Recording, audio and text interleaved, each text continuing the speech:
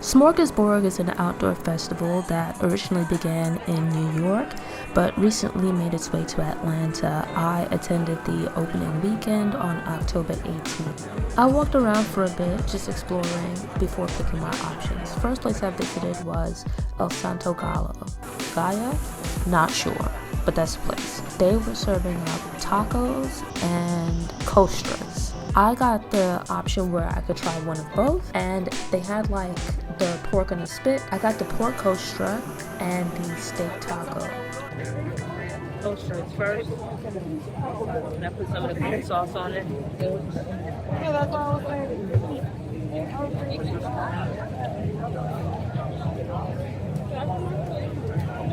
Pretty good. Girl, me too. Combination of textures. I got the pork. Got like some fried cheese. You got like a layer of fried cheese and some meat. On top they put some pineapple, onion, like cilantro. Onion adds a little bit of crunch. Pineapple gives it some sweetness. So it cuts through like the richness of the cheese and the pork. I think it's moist, but it's not like soggy. The right amount of salt. What combination of flavors? Right. You alright? Never Not again. flavorful.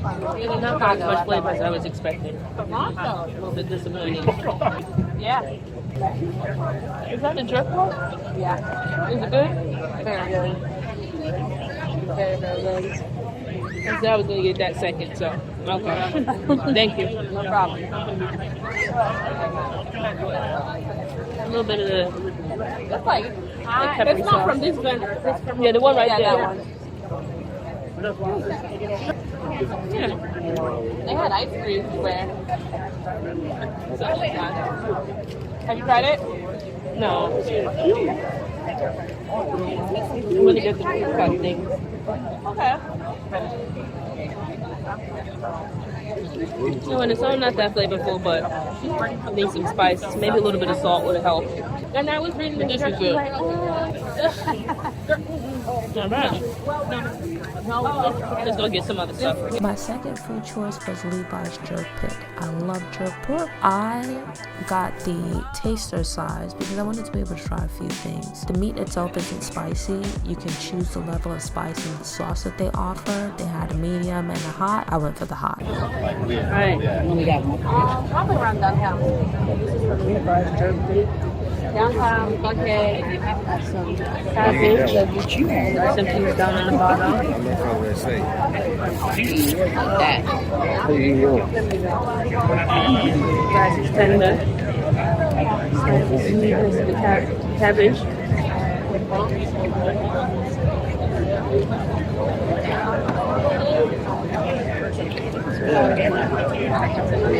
Pork isn't spicy, but good flavor.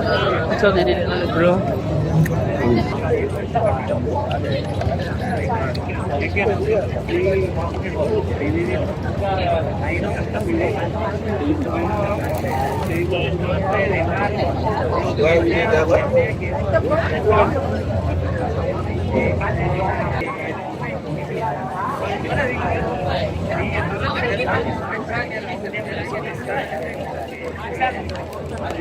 It says cold.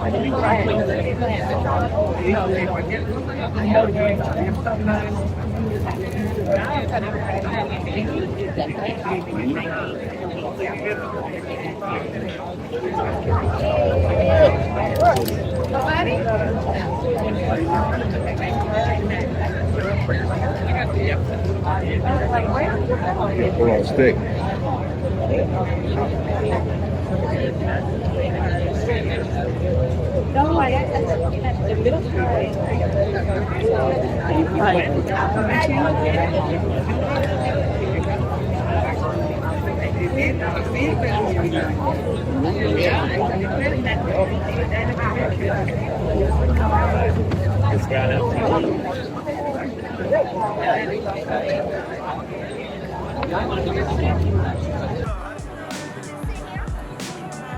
Cafe Bourbon was in the house serving up New Orleans classics as well as an assortment of beignets.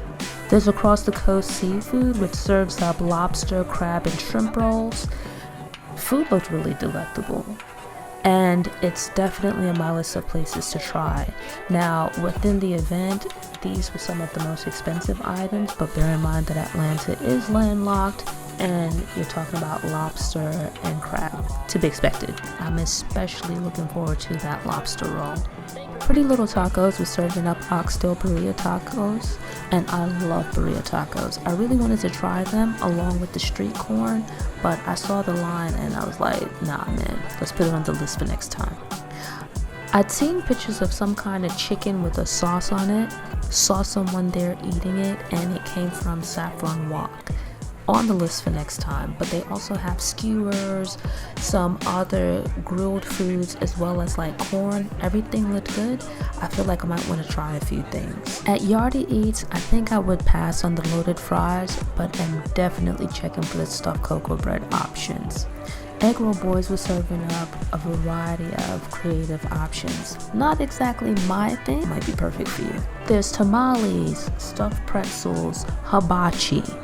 Options on options. Buns and Bites shrimp burger might get a try because it looked good. A little bit iffy on the dumplings because I've been disappointed before.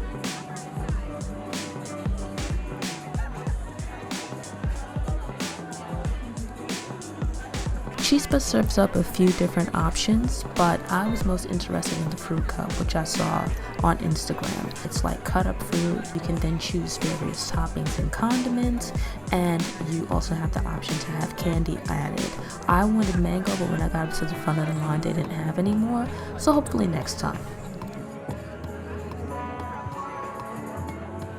There were 3 food trucks, 1 Jamaican, 1 Trini, and a third place serving up corn dogs.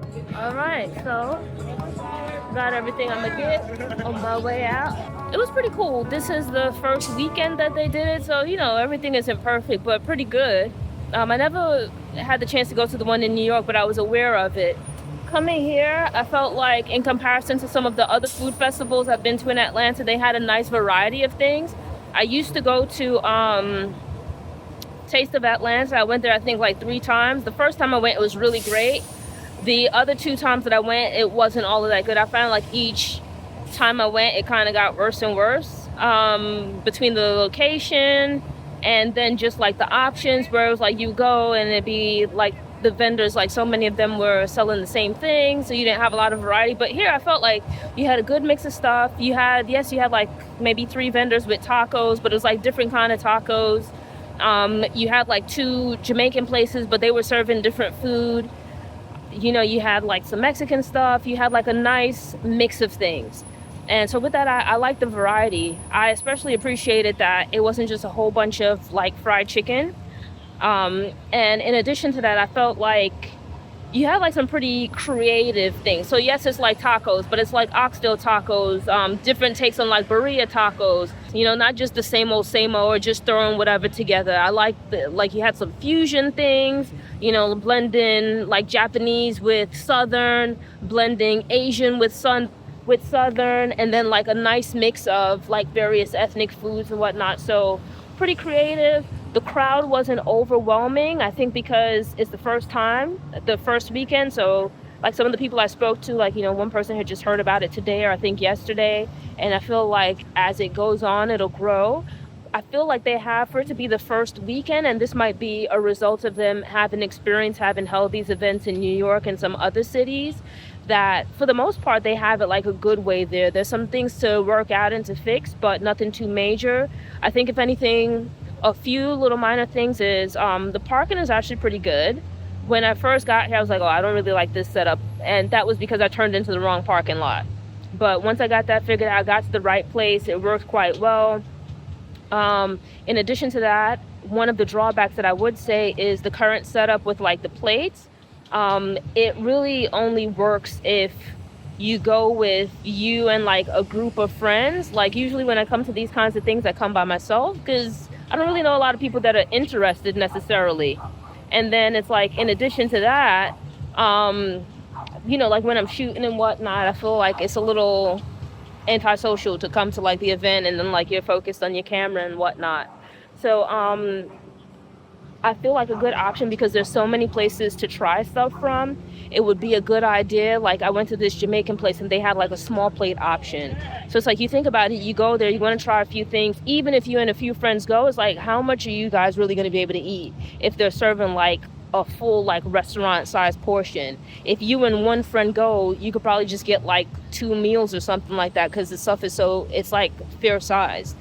But I feel like you did still have like 2 places, which were the places I got things from, where I was able to get like some smaller plates so I could try a few different things. Because if I got like one full size plate, that was going to be it.